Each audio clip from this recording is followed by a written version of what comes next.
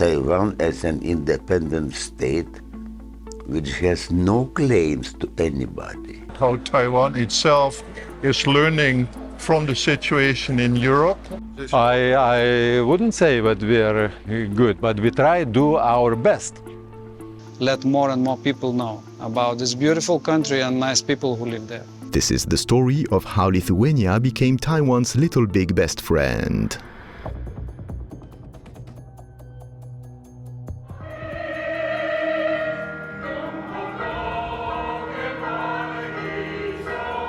Taiwanese and Lithuanians are going through a wave of enthusiasm for each other. But they need more than love and business. What makes the two countries so similar is the existential threat they both face, one from Russia and the other from China, with the looming risk of war. But if you bow to this threat, then maybe you were always dependent on that. And nowadays, we know to build a resilient supply chain is very important. I think after pandemic and after the Ukraine war, we know that it's very important that the democratic countries should be closer together. People are realizing more and more that it is not a war taking place in two places, one in Europe and the other one in the Far East, but it is part of the same conflict between, on the one hand, authoritarian states and on the other hand, democratic states. And this whole conference, we've seen many different organizations, the Kuma Academy and others, who talk about that, how Taiwan itself is learning from the situation in Europe and apply it to their own circumstance and to really understand how they become more prepared for a war and how they can better deter a war. Kuma Academy is a non-profit organization that trains Taiwanese people in civil defense. People might say that, hey, you're triggering the warfare. Even we're just like teaching like first aid stuff or like to go back, evacuation, this kind of thing. I think because we met several like organizations, some of them like doing debunk, doing some disinformation stuff, and we also met some government agencies that work on cybersecurity. I think it's like getting stronger and stronger. People really know about like what kind of Russian cyber attacks they're facing right now. And what we really want to share is that because China really works in a very different way. There are like lots of hackers within the Chinese government. I believe right now they have more than 100,000 of them. So how they work, how they collaborate with each other, and whether they outsource their resources actually to some local, hacker team in China. It doesn't really matter what the number is. It's really matter what's the value that we really believe in, and we really want to stand for that until the last minute. I wouldn't say that we are good, but we try to do our best. And second parallel beside the mobilization is civil resistance action, where we are growing our citizenship, we are working with society, but this is very genetical, because I would say that our civil resistance starts from mother milk genetically. Being in family, how you are teaching the family, in school, in society, it depends on your involvement to how you volunteer in society, how you work in NGOs, and it is citizenship.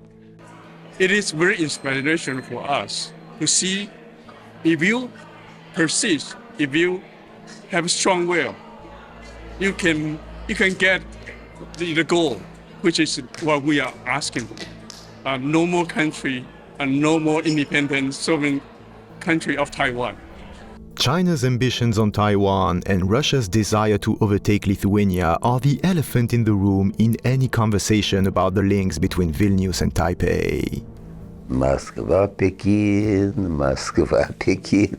I remember the song. Taiwan as an independent state which has no claims to anybody, not to America, nor to China, and not neither to India.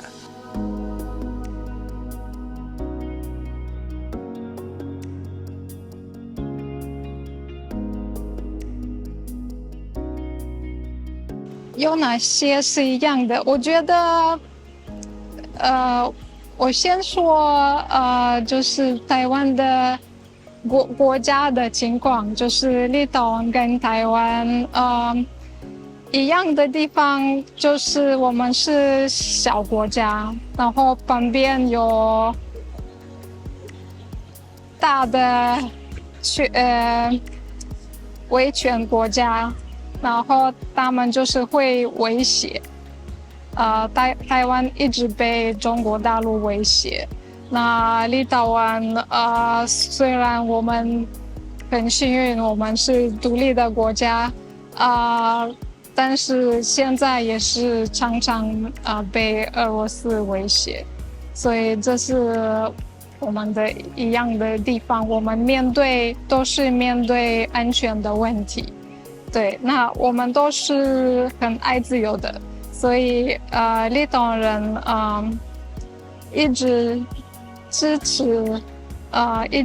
持想要自由的国家，想要自己做决定的国家。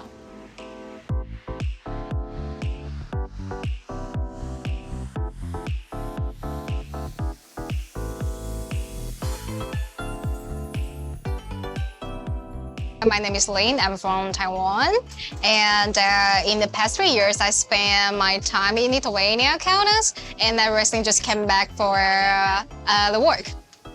I'm Andrus. I'm from Lithuania. I'm studying PhD in NTU, known as Taida.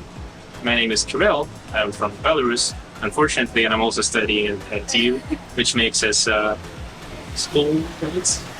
Like really, because right now we get used to the freedom, to get used to the democracy in Taiwan, and once you lose it, you just feel. I mean, for me, it's like it's impossible to live like that, to live in a dictatorship again, because you have experienced the freedom and everything, and like for me, it's like I don't know how to live without it. You know, you only start to value it when you don't have it, right? When you have it, you take it for granted, which is. Lithuania election coming, and if the other party might win, so might roll it back to favor to China, which would be sad. If you say to people that we are supporting Taiwanese democracy and their way of life, and we want to help them ensure that Chinese will not attack them and will not try to grab them and incorporate them the way they did with Hong Kong, as very freedom-loving people and a nation, to be the first to break off the Soviet Union. I think a lot of people would understand that. But then politicians, they began saying to people that, oh, don't worry, what we lost with China, Taiwan will completely make it up, and even more. They will start opening chip-making factories in Lithuania and these kind of, fairy tales, which did not materialize.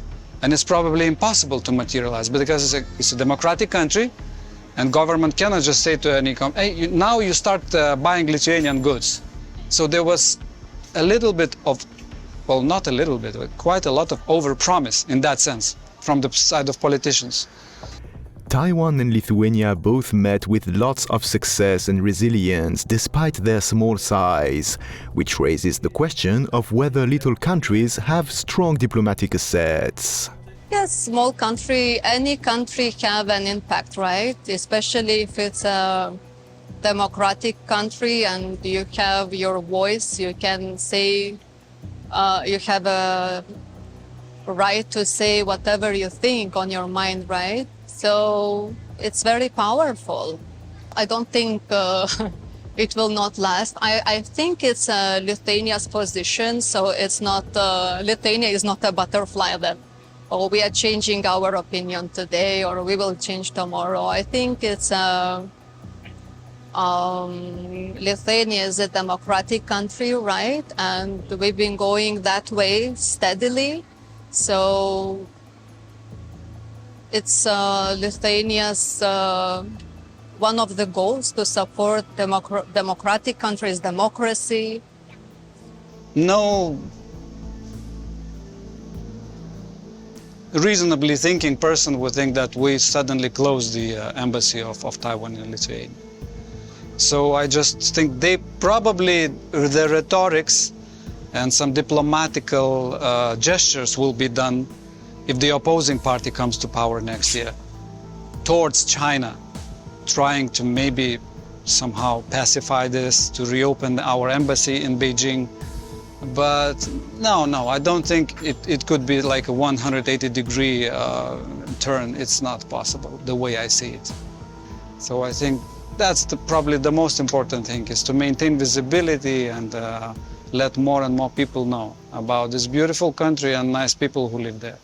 No, and nobody knows what would be if Beijing is becoming totally crazy. But there always is still a hope, maybe belief in a little remnant of sound reason. Why? For what they should destroy Taiwan?